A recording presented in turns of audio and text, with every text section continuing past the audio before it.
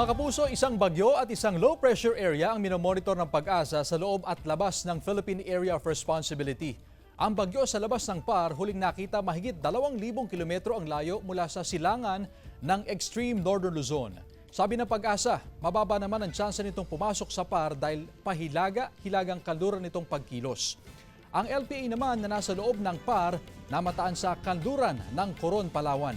Sa ngayon, maliit ang posibilidad nitong maging bagyo pero magpapaulan ang nasabing sama ng panahon kasabay ng Intertropical Convergence Zone o ITZZ. Nakapaloob ang LPA sa ITZZ na umaabot pa rin sa Southern Luzon, Visayas at Mindanao. Easterlies naman ang makakaapekto sa natitirang bahagi ng bansa. Magdadala yan ng mainit na panahon pero may tsansa rin ng localized thunderstorms.